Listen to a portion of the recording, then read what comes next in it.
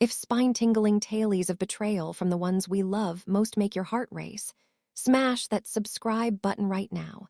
Unlock weekly doses of real-life chills that remind us vigilance is our greatest ally, straight to your inbox.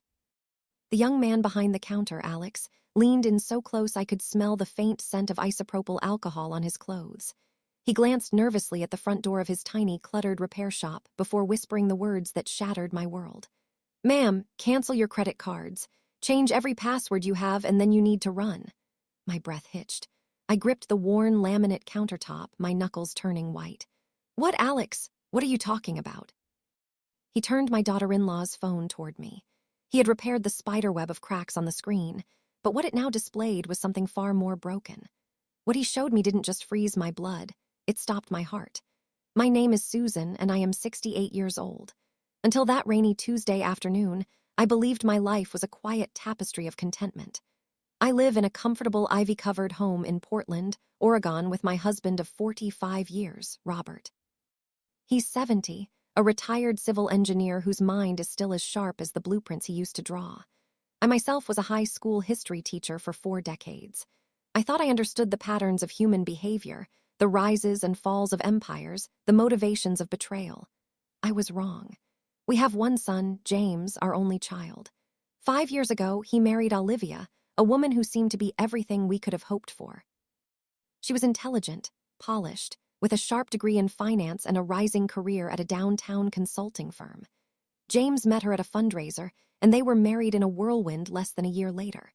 I sometimes found her a bit cool, her smile never quite reaching her eyes, but I attributed it to the pressures of her high-stakes job and a personality that was simply more reserved than my own. It all began last Tuesday when Olivia showed up at our house alone. This was unusual. She and James almost always visited together on Sundays.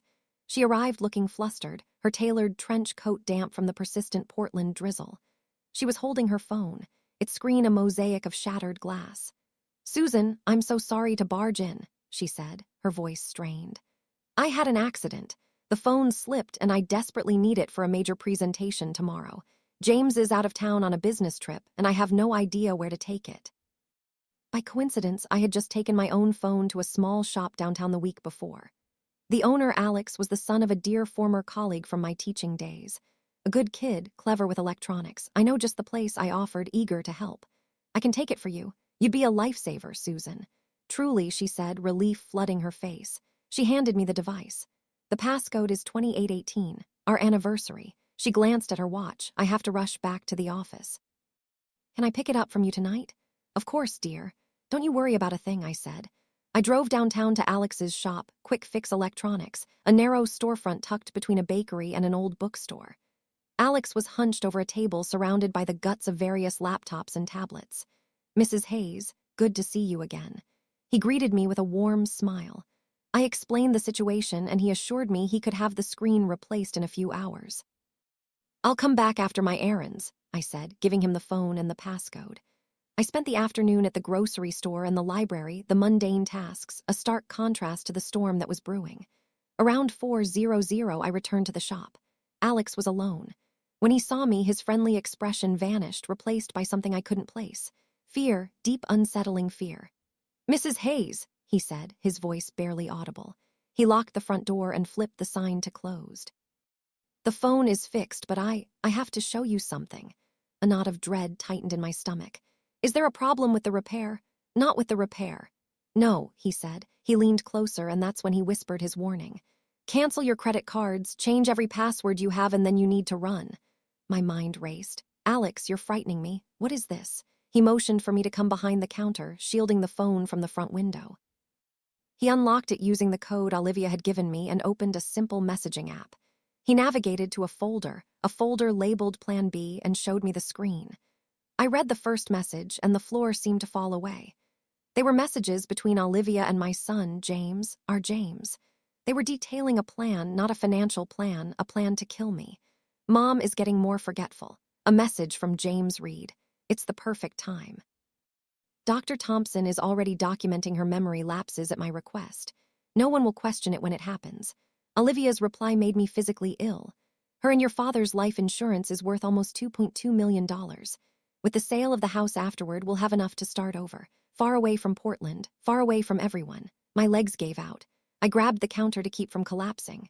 This can't be true, I mumbled, the words tasting like ash. It's a joke. A sick joke. Mrs. Hayes, I swear I didn't mean to pry, Alex said, his own hands shaking. When I was testing the touchscreen functions after the repair, a notification banner popped up. I saw the words life insurance and Dr. Thompson. I couldn't just ignore it. I looked. I'm so sorry. I looked. I scrolled, my eyes blurring with tears and horror.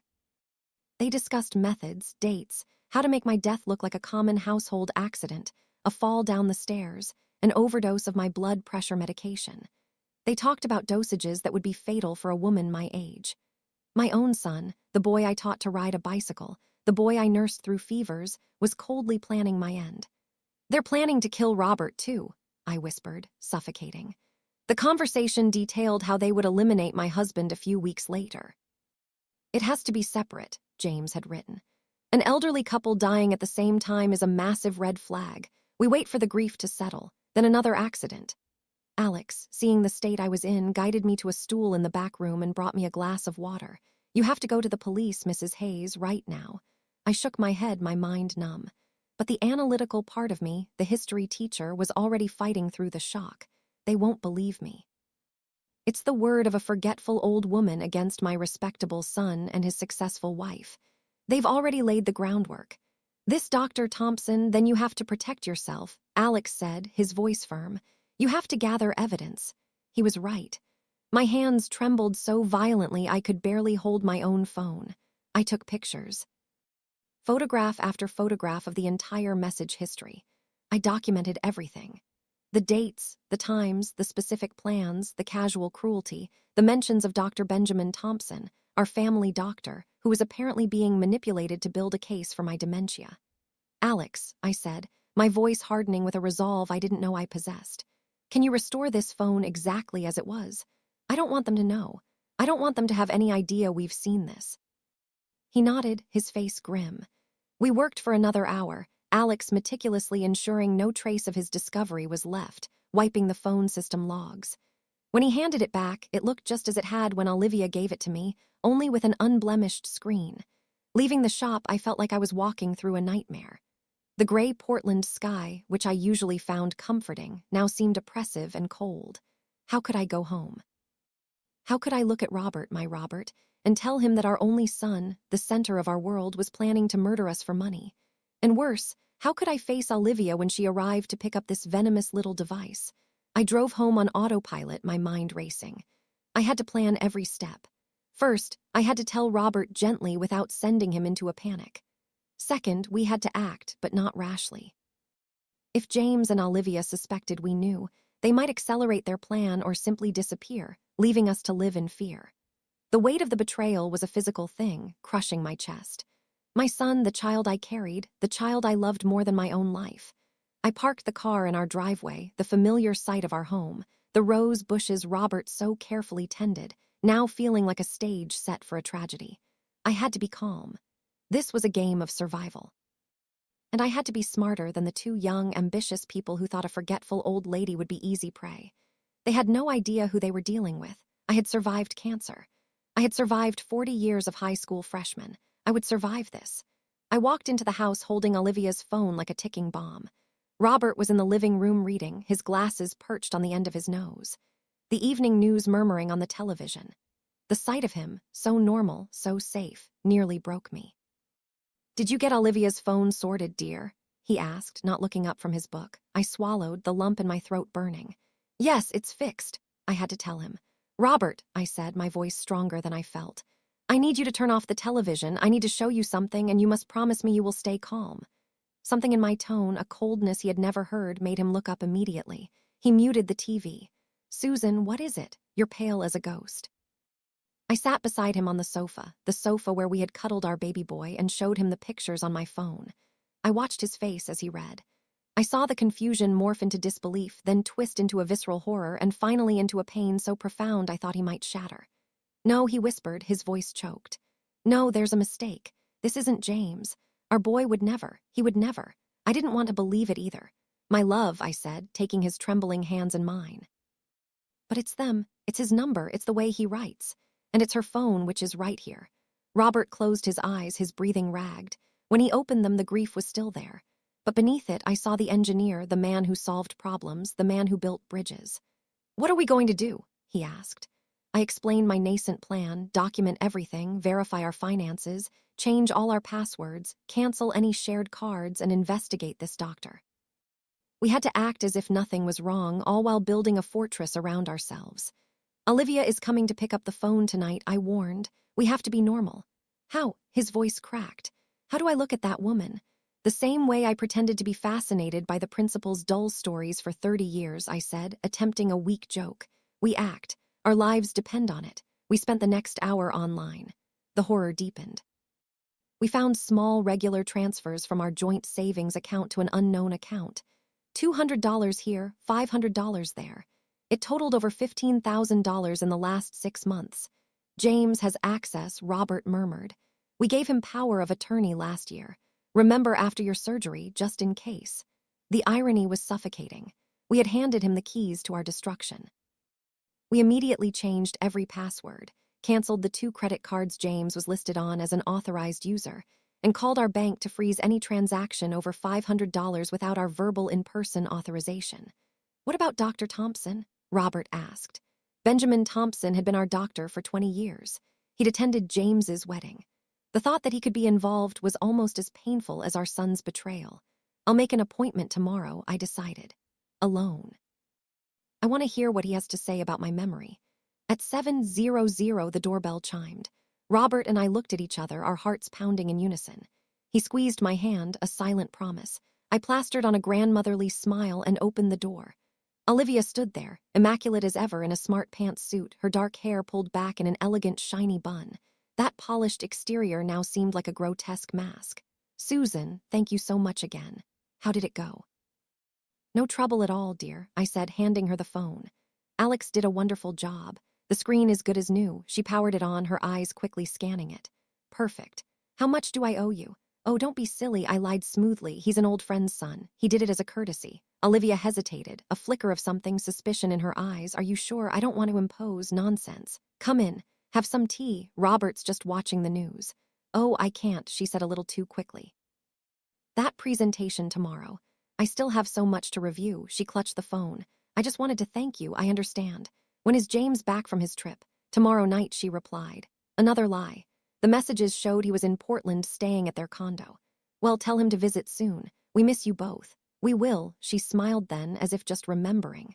"Oh, did you ever look into that memory specialist James suggested?" My heart hammered against my ribs, but I kept my expression placid. "We haven't had the time." "Why?"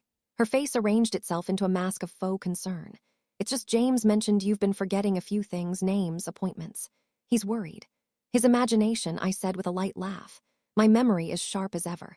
I even remember that you wore that exact same beautiful scarf to my cousin's barbecue 2 months ago." I saw it again, a flash of irritation in her eyes before the polite smile returned. "Well, it never hurts to check, right? At our age." "Of course, dear. We'll think about it." She left. The moment the door clicked shut, I sagged against it. Exhausted from the performance. She's pushing the dementia narrative. I told Robert, who was standing stiffly in the living room. They're building their case. That night, sleep was impossible. Every creak of the old house sounded like a threat. I found Robert in the kitchen at 3:00 a.m. staring into the darkness. "I keep seeing him," he said, his voice thick. "As a little boy, afraid of thunderstorms, hiding under our bed." "What happened to him, Susan? What did we do wrong?" "This isn't on us," I said, hugging him, though the same question was eating me alive. "We raised him. This is a choice he made." The next morning, I called Dr. Thompson's office claiming I was having dizzy spells and secured an appointment for that morning. Before I left, we checked our accounts again, and we found it, a new life insurance policy taken out in my name 3 months ago. I had never seen it before. "How?" I whispered, horrified. Robert pointed to the screen. "Look at the signature." "It's digital." They forged it. The payout was $1.5 million. The sole beneficiary, James. This wasn't a plan, it was already in motion. I walked into Dr. Thompson's office, my nerves shot. His nurse smiled. "Mrs. Hayes, good to see you. The doctor will be right with you." Dr. Thompson, a man I'd always trusted, entered the room looking slightly uncomfortable. "Susan, what a surprise." James called me yesterday. Actually said you were resistant to getting checked out. I sat down, folding my hands in my lap. Resistant? That's odd. No, doctor, I came because I am concerned about my memory. He nodded as if this confirmed his suspicions. Yes, James mentioned some episodes, forgetting names, confusion. Curious, I said, my voice calm, because I don't recall any. Dr. Thompson, I've been your patient for 20 years. Do I strike you as a woman with dementia? He hesitated. Well, Susan, often the patient is the last to know, and James has been very thorough. He's provided documentation, even some video clips.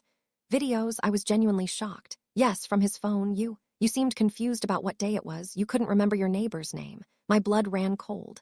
They had been filming me, likely waiting for any normal senior moment and editing it to look like cognitive decline. I leaned forward. Benjamin, my son, is planning to kill me. The color drained from his face. What? Susan, that is a monstrous accusation. I have proof. I took out my phone and showed him the pictures of the messages. I watched as his professional skepticism crumbled into absolute horror. My God, he whispered. My God, Susan. I had no idea, I genuinely thought he was a concerned son. I need to see my file, I demanded. He turned his monitor. There it was. Notes from the last 3 months, all based on reports from James Hayes. Patient exhibits signs of cognitive decline, confusion, temporal disorientation.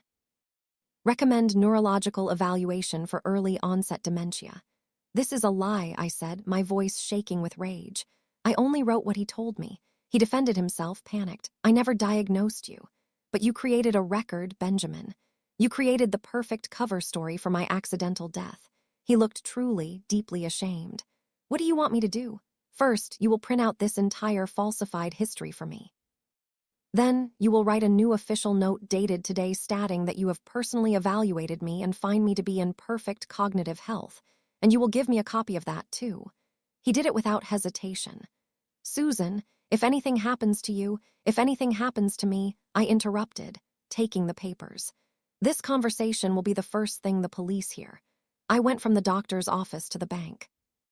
I met with the manager, Mr. Patel, a man who had handled our finances for years. Mr. Patel, I said, I need to revoke James Hayes' power of attorney immediately. He looked surprised. Mrs. Hayes, are you sure? Your son was just in last week saying you and Mr. Hayes were looking to expand his authority given your health. My health is excellent, Mr. Patel, and I am absolutely sure. I then asked for a review of all activity for the last 6 months. He discovered it quickly. Well, this is irregular. Mr. Hayes requested a new credit card in your husband's name 2 weeks ago. Said Mr. Hayes had lost his wallet and didn't want to be bothered with the paperwork. And you issued it without my husband's signature. Well, he stammered. He had POA.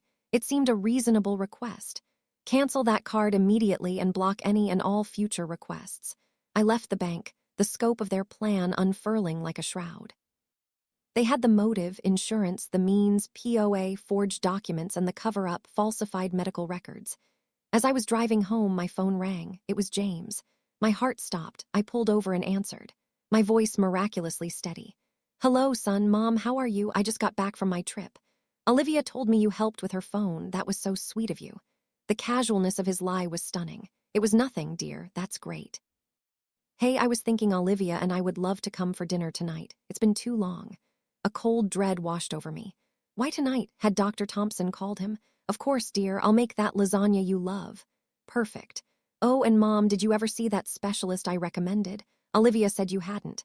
Actually, I said I saw Dr. Thompson this morning. A beat of silence. You did, and what did he say? He said I'm fit as a fiddle. Ran a few tests. Said my memory is perfect for my age. Another longer silence. Oh, well, that's great. But maybe a second opinion is in order. Dr. Thompson is just a GP after all. We'll see, son. See you tonight. I hung up, my hands shaking so badly I couldn't drive. He was unnerved. My clean bill of health was a problem for him, and now he was coming to our house, to my house. I told Robert everything. He turned pale. They're coming here tonight. Do they suspect? I don't know. But he was rattled. We have to be on our guard. We don't eat or drink anything they bring, and we need to record this. Robert retrieved his old digital voice recorder. We tested it and hid it under the dining room table nestled between the table leaf and the tablecloth. I spent the afternoon preparing the lasagna, my stomach in knots. The smell of the ricotta and basil, usually a comfort, made me want to weep. I was cooking his favorite meal for a son who was coming to my home to evaluate how best to kill me. At 7, the doorbell rang.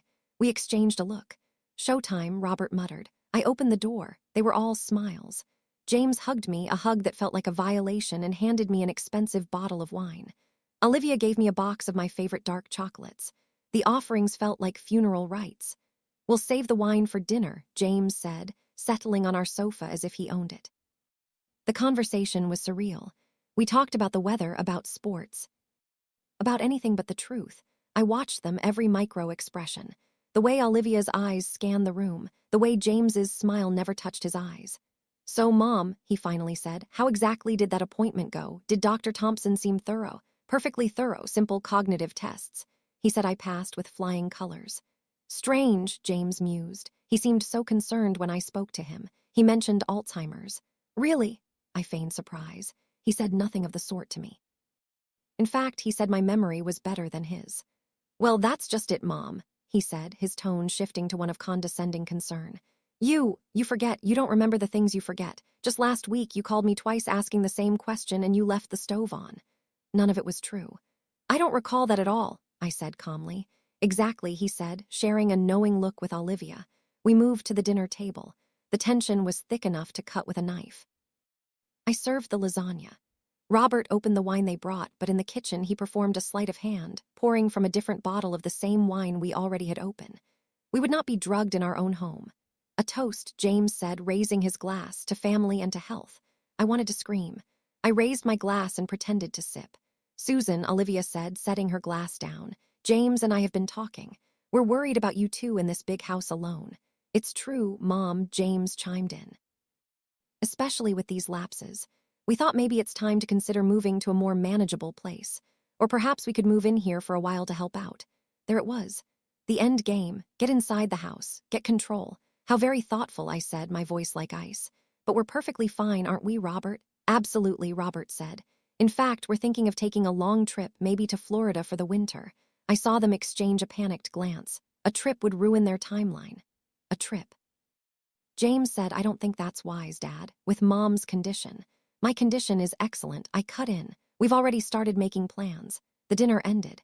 They left the chocolates, which I immediately threw in the outside garbage bin. As soon as the door closed, Robert and I retrieved the recorder. We listened to the entire conversation, the veiled threats, the constant insidious push about my dementia, the clear frustration when we mentioned the trip. "They're getting desperate," Robert whispered. The next morning at 8:00 a.m., the doorbell rang.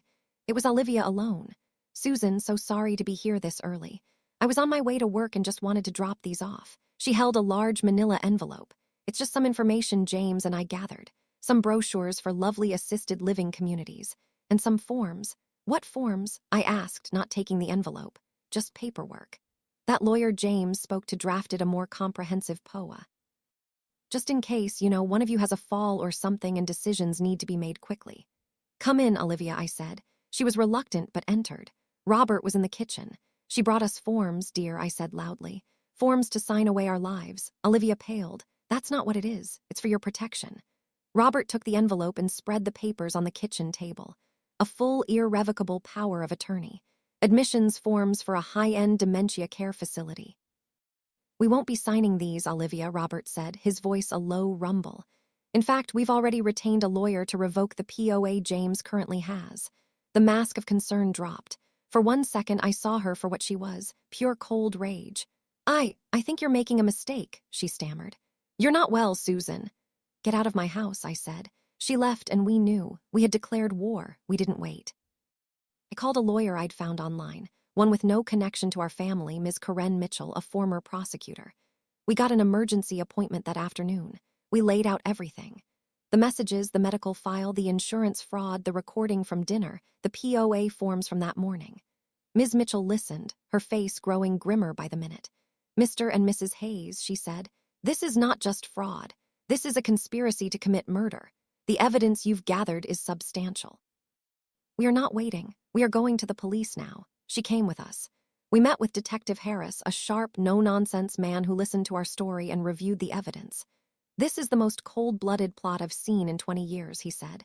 "Ms. Mitchell is right. You are in immediate danger." He didn't hesitate. "I'm assigning a protective detail and I strongly advise you not to return home tonight. They failed to get you to sign those forms." They know you're resisting. They may escalate, and they may do it tonight. He then proposed a plan. With your permission, I'd like to send a forensics team to your house right now to install covert audio and video surveillance. We need to catch them in the act. We agreed. We went to a hotel downtown, checked in under a false name, while 2 plainclothes officers went to our house to rig the cameras. We sat in the sterile hotel room, the silence deafening. Just as we were about to go back to the house to retrieve a few things while the police were there, my phone rang. It was James. I looked at Ms. Mitchell, who was with us. Answer it. Put it on speaker. Hello, son, Mom, where are you? I just stopped by the house and no one is here. He was there. He was at our house. My blood ran cold. Oh, I improvised. We're just at the mall. Robert needed new shoes. Oh, okay. Well, I have a surprise for you. I brought by that expensive wine you love, the Special Reserve. I thought we could all have a drink. I'll just wait for you here. How thoughtful, dear, we'll be. We'll be home in about an hour. I hung up. Harris, who we'd patched in, said, he's in the house. The team is pulling out now. The cameras are live. We're going to watch him. We drove to the precinct and were ushered into a dark monitoring room. On a bank of screens, I saw my own kitchen, and there was my son, James. He thought he was alone. He was packing, agitated. Then we watched. We watched as he took a small vial from his pocket and emptied a white powder into the new bottle of surprise wine. We watched him open our medicine cabinet and swap out my blood pressure pills with different unmarked ones. We watched him take a tiny electronic device from his bag and tape it under the kitchen table. A listening device. He was bugging our house. I made a sound, a choked sob. Robert held me, his own body rigid with horror. We've got him, Harris said, his voice grim. We have it all. He's planting. He's trying to kill us tonight, I whispered. I'm issuing the warrants now, Harris said. As his team mobilized, a call came over the radio. A patrol car staked out near our house. We have movement. The female suspect. Olivia has just arrived. Both subjects are back inside the house. They look agitated. They're grabbing bags. They know, Robert said. They knew we were lying. They're running. All units move in, Harris commanded. We asked to go. He refused, but let us watch from the live feed of a cruiser-mounted camera. We saw our front door burst open. James and Olivia ran out, carrying backpacks. They were sprinting for their car when the police cars, sirens blazing, descended from both ends of the street, cutting them off. Police, hands where I can see them. I watched numb as my son and his wife were forced to their knees on the wet pavement, their hands cuffed behind their backs. It was over. The aftermath was a blur. The police found their backpacks filled with cash, passports, and plane tickets for a one-way flight to a non-extradition country scheduled to depart the next morning. They found the original bottles of my medication in James's bag. The wine was seized. The lab reports came back within hours. The powder in the wine was a lethal cocktail of sedatives and a potent, untraceable heart toxin derived from oleander. The pills he planted were a double dose designed to interact with the poisoned wine and ensure a fatal cardiac event. Detective Harris sat with us. Mrs. Hayes, I know this is impossible, but you need to understand, if you had gone home tonight, if you had drunk that wine, you would be dead. And he would be on a plane. They let me see him just once in a holding cell. He looked small and bitter. You set me up, he hissed. Why, James? I asked, the tears I'd held back finally falling. Why money? He spat. It was just money. You and Dad, you're just sitting on it, waiting to die. I just wanted to speed up the inevitable. It was Olivia's idea. She showed me how to kill your own parents. You wouldn't understand, he said, turning away. It was our time. You've had your life. I didn't recognize the man in front of me. He was a stranger. The final sickening twist came a week later. Olivia, facing a life sentence, made a deal. She gave a full confession. She testified that the plan was indeed hers, but she also provided evidence that James was planning to kill her as well once they had the money. He had another girlfriend waiting in the wings. He was cleaning house, but the worst was yet to come. The lab analyzed a hair sample I provided, the oleander toxin. It was present, not just from that night. I had been being poisoned in small, gradual doses for over 3 months. All those memory lapses James had been reporting to Dr. Thompson, the dizziness, the confusion he'd been filming. It wasn't dementia. It was the poison. My son had been slowly, methodically poisoning me for months, building his case, laying the groundwork for a death that everyone would attribute to a forgetful old woman in declining health. We sold the house. We couldn't stay there. We moved to a small, bright apartment across town. We started over. Robert and I, we learned to live with the scar. James was sentenced to life in prison with no possibility of parole. Olivia, for her cooperation and the prior murders of her own family members that were uncovered, will never see the outside of a prison wall. It's been 4 years. Robert and I take walks. We travel. We joined a book club. We are living. But the grief for the son we lost. The boy who loved thunderstorms and who we taught to ride a bike is a quiet, permanent resident in our hearts. The betrayal didn't come from a stranger in the shadows. It came from our own blood, from the child we raised and loved unconditionally.